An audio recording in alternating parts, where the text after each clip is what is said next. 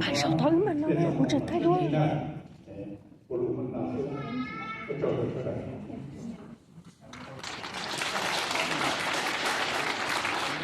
nó nói với cụ tụ polia tụ sinh dự trong sống nữa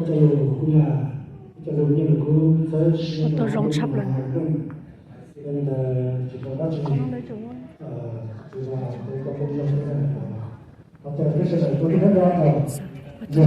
có mấy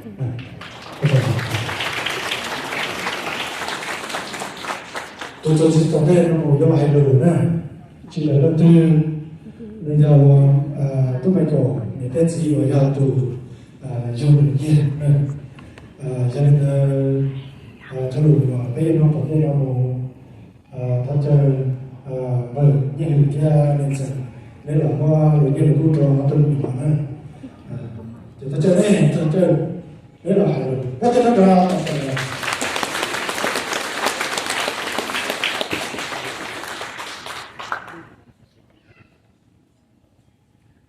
Well, I want to say something, but you guys know when I tried to say something earlier, I was going to break down, right? So I'm not going to destroy it. I just want to thank everybody. First of all, you took a busy time out of your busy days. I'm very thankful. I think for the matchmaker from Madison. He's helped us a lot, and I'm thankful for my son who just got into now that he loves. And I never saw him like this.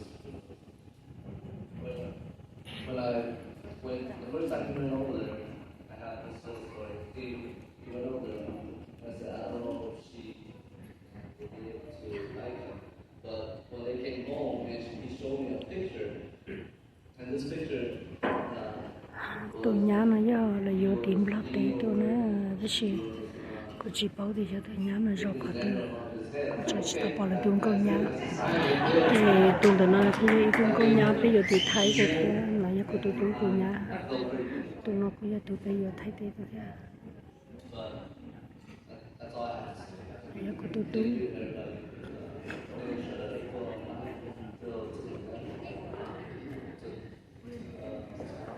tôi nói tụi bây giờ thấy thế tụi thế nào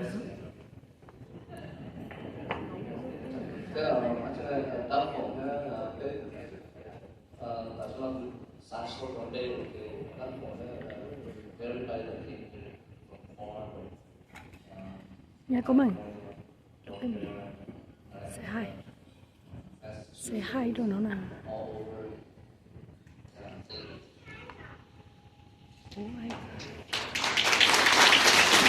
如果có say hi thì nói thế nào có cái chuyện nói rồi thì sáng được không sáng chung được không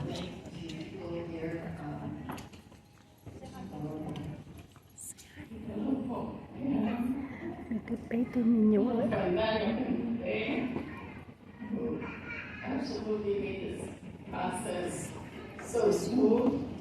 Not only to the Lord, when you're the bully, and you want to get the piano, it was in the whole show. Then you get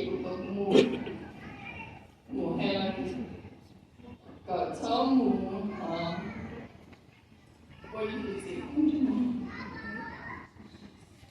and to me, I don't know what I would know about you here today. Thank you for all your help. I'm sorry I can't see you guys.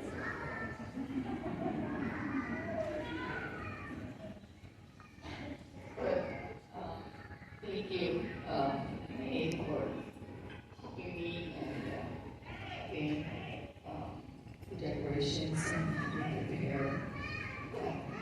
I really do all that I did to the team that helped her yesterday and this morning. Thank you so much. Thank you for those who came far and wide from all over across the country. I think it's done in my heart. I don't know. All these people who are here today are meant to be here today.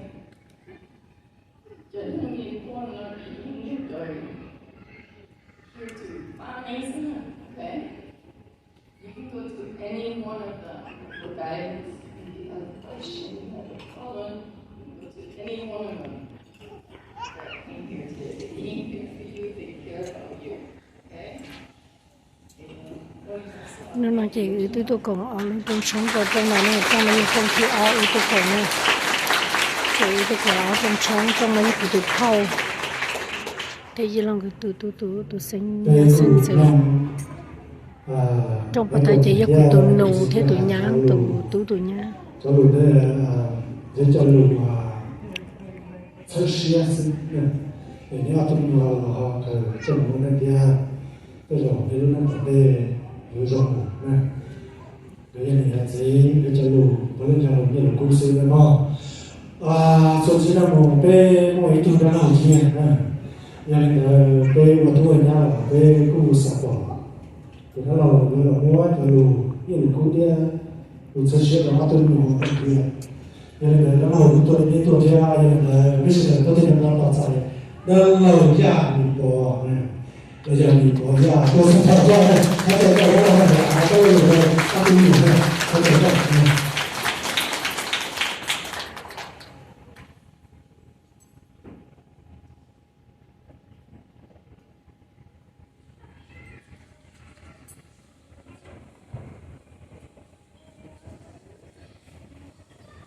trong lòng họ có ở đây sau để nó ra sau rồi ở cái sự gì nó ra họ thì cũng còn cũng mê thì cũng cũng cho đến thì nó ra họ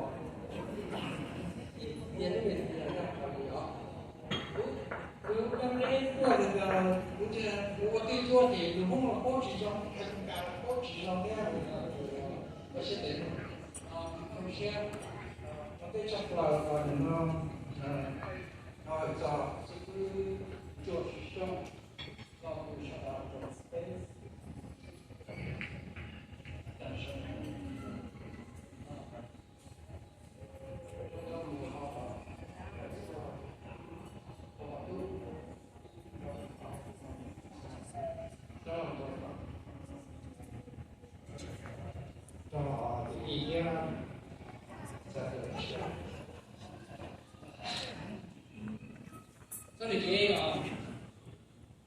Thế thì cái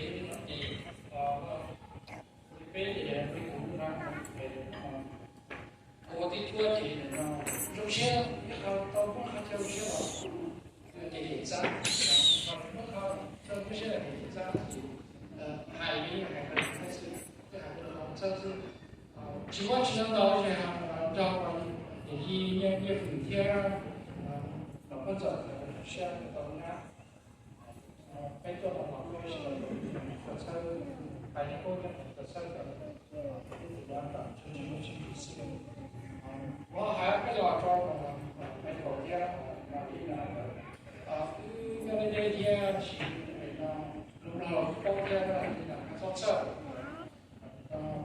nó thì nó chỉ cho nên cái con này thì nó chỉ cái đấy thì nó chỉ suy trở cái xã đi à tôi chẳng nhận đi à đó thì có học cái từ học tại cái từ sau sẽ để nhưng mà tôi kiến như thế chỉ có một từ yêu này chỉ là xã có từ chỉ có một từ được